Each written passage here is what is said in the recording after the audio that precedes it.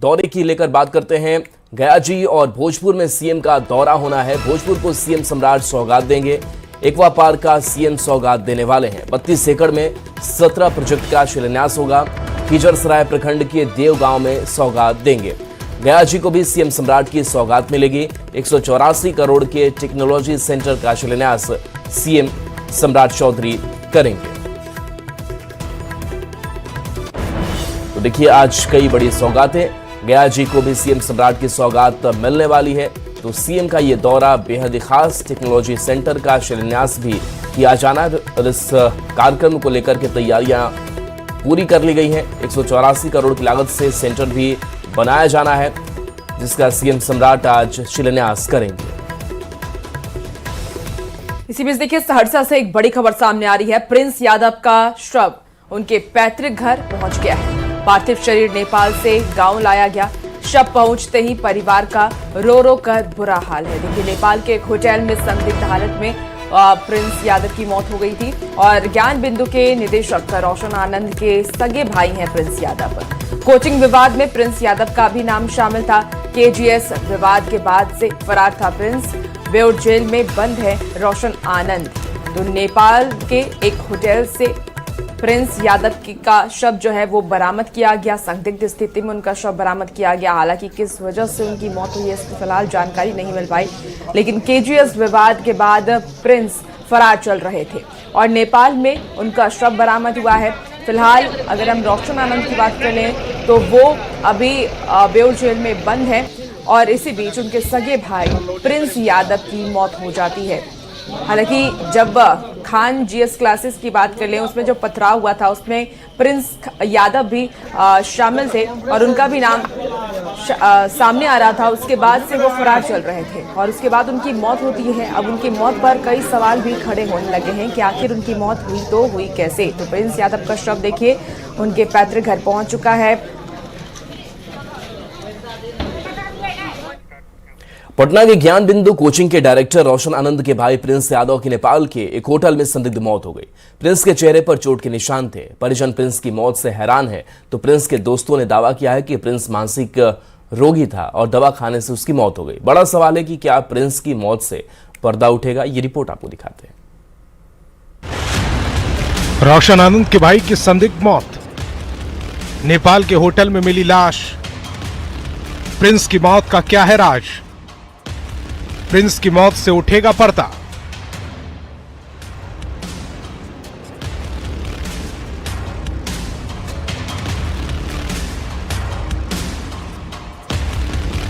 Khan sir और रोशन आनंद के बीच coaching की वर्चस्व लड़ाई के बीच एक और घटना ने सनसनी मचा दी। ज्ञान बिंदु कोचिंग के डायरेक्टर रोशन आनंद के भाई प्रिंस यादव की नेपाल में संदिग्ध हालत में मौत हो गई। प्रिंस यादव का शव नेपाल के विराटनगर के एक होटल से बरामद किया।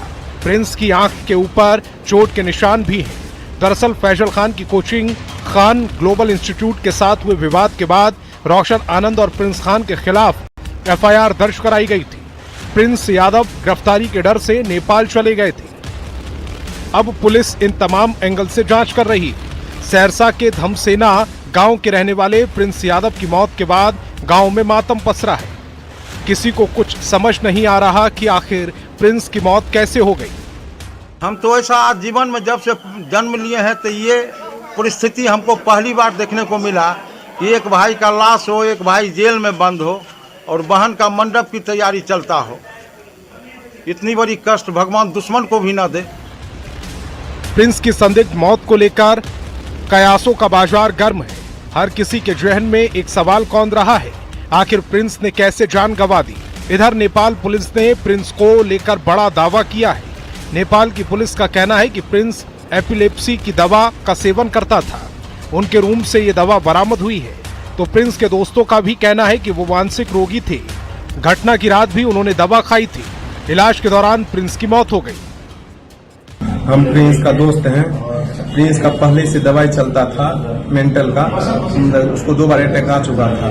उसको कोई कुछ नहीं किया गया है। इससे पहले मतलब सही सो नहीं रहा था 5-7 दिन से। कोई मारा नहीं है। वो जो है बीमारी के कारण मतलब साइकियाट्रिस्ट का बहुत समझ दवाई खा रहा था, उसी कारण मरा है। नेपाल पुलिस प्रिंस की बीमारी की बात कह रही है। दोस्त भी उसे मानसिक रोगी बता रहे हैं, लेकिन प्रिंस यादव के परिजनों ने बीमारी की बात से इनकार किया। परिजनों ने बीमारी से मौत मानने से इनकार कर दिया है। बड़ा सवाल है कि आखिर प्रिंस की नेपाल में अचानक मौत कैसे हो गई। प्रिंस के चेहरे पर जो चोट के निशान हैं वो कहां से आए। प्रिंस की मौत की गुत्थी सुलझेगी या फिर प्रिंस की मौत रहस्य बनकर रह जाएगी। न्यूज़ 18 के लिए पटना से रजनीश कुमार, सहरसा से कुमार अनुभव के साथ अररिया से सतीश कुमार की रिपोर्ट। नेता प्रतिपक्ष तेजस्वी यादव की मांग है। अब सोशल मीडिया पर तेजस्वी यादव ने पोस्ट किया है प्रिंस यादव की संदिग्ध मौत का मामला, और ऐसे में तेजस्वी ने उच्च स्तरीय जांच की मांग कर दी है।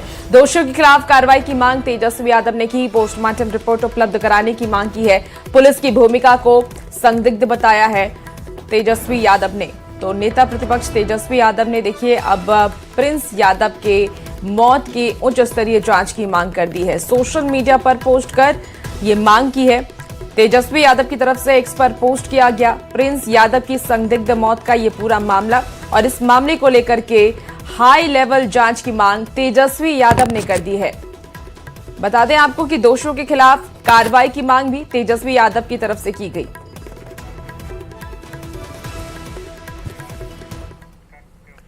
ज्ञान बिंदु कोचिंग संस्थान के डायरेक्टर रोशन आनंद के भाई प्रिंस यादव की नेपाल के विराटनगर स्थित एक होटल में संदिग्ध परिस्थितियों में मौत हो गई। होटल के कमरे में प्रिंस का शव मिलने के बाद से इलाके में हड़कंप है और परिजनों में कोहरा, जिस पर छात्र नेता ने जांच की मांग उठाई है। नेता विकेश भट्ट, आज बहुत ही एक दुखद खबर निकल करके आ रही है कि ज्ञान बिंदु के डायरेक्टर रोशन आनंद के छोटे भाई प्रिंस यादव की नेपाल में जो है संदिग्ध अवस्था में जो है मौत की खबर आ रही है। खैर ये जांच का विषय है। हम बिहार के शासन प्रशासन के लोगों से, साथ ही साथ बिहार सरकार से अनुरोध करते हैं कि इसकी जांच की जाए और जो भी आरोपी है उसको जो है कड़ी से कड़ी सजा दिया जाए। और इसी बीच देखिए पटना से एक और बड़ी खबर आ रही है। रोशन आनंद की जमानत याचिका पर सुनवाई आज होने वाली है। आज कोर्ट में सुनवाई होगी। फिलहाल बेऊर जेल में बंद है रोशन आनंद। तो प्रिंस यादव की मौत के बाद पहली सुनवाई होनी है। कोचिंग विवाद में सलाखों के पीछे हैं रोशन आनंद, और आज देखिए सुनवाई होनी है। जमानत याचिका पर आज सुनवाई होनी है। इसके पहले भी कोर्ट में जब याचिका पर सुनवाई होनी थी तो कोर्ट ने आगे का डेट दे दिया था, लेकिन आज ये सुनवाई होगी। फिलहाल बेऊर जेल में रोशन आनंद बंद है। प्रिंस यादव जो उनके छोटे भाई हैं, उनकी मौत के बाद ये पहली सुनवाई है। बिहार में शराबबंदी के कई साल पूरे हो चुके हैं, लेकिन अब एक नया खतरा तेजी से पैर पसारता नजर आ रहा है। सूखे नशे का कारोबार, कॉरेक्स, गांजा और अफीम जैसे मादक पदार्थों का नेटवर्क लगातार फैल रहा है।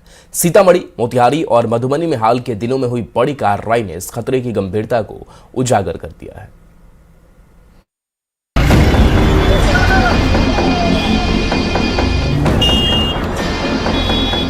बिहार में शराबबंदी कानून लागू है, लेकिन क्या शराब पर लगी पाबंदी ने सूबे में एक और भयानक दलदल को जन्म दे दिया है? ये सवाल इसलिए क्योंकि शराब की जगह अब सूखे नशे के खौफनाक सिंडिकेट ने बिहार को अपनी गिरफ्त में लेना शुरू कर दिया है।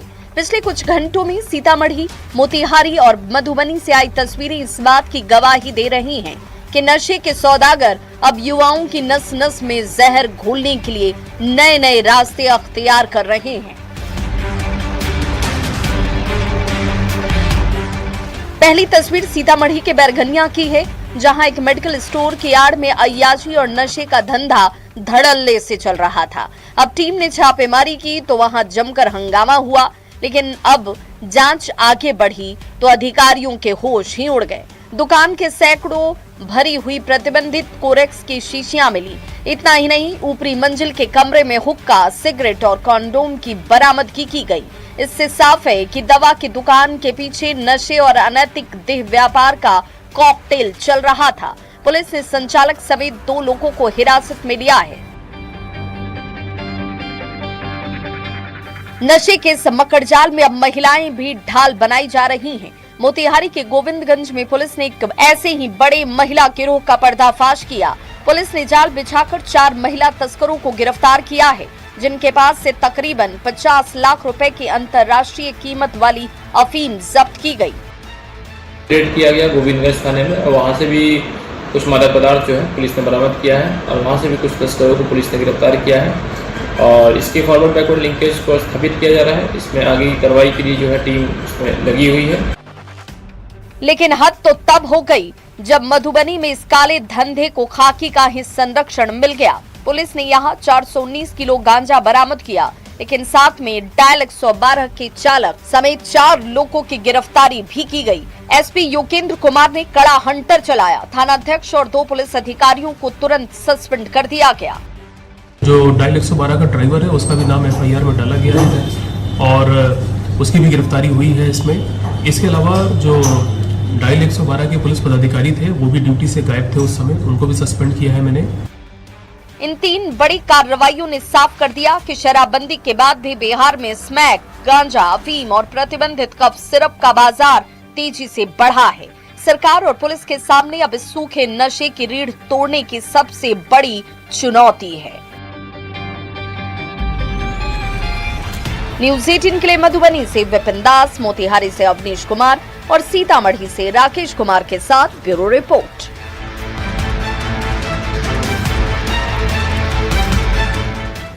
तो बिहार की सांस्कृतिक और पारंपरिक विरासत को एक बड़ी पहचान मिली है। देखिए, भोजपुरी पेंटिंग और पिड़िया को GI टैग की मान्यता मिल गई है। वहीं नालंदा की प्रसिद्ध बावन बूटी और गया जी के पत्थरकट्टी स्टोन क्राफ्ट को भी GI टैग का दर्जा दे दिया गया है और इस उपलब्धि के बाद कलाकारों, शिल्पकारों और स्थानीय लोगों में खुशी की लहर है। रिपोर्ट आपको दिखाते हैं।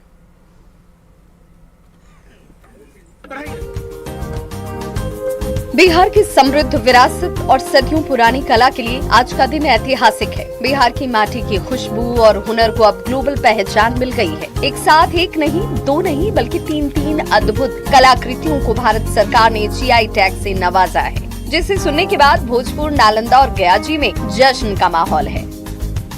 सबसे पहले बात उस कला की जो हमारे आचार, विचार और लोक जीवन का हिस्सा है। भोजपुरी पेंटिंग और पिड़िया मतलब कोहबर लेखन अब आधिकारिक तौर पर GI टैग इनको मिल गया है। शादियों के शुभ अवसर पर दीवारन पर उकेरल जाए वाला ये कलाकृति सिर्फ रंग नहीं बल्कि आशीर्वाद और संस्कृति है। कलाकारों की आंखों में खुशी है, जिसके हकदार ये कला सदियों से थी।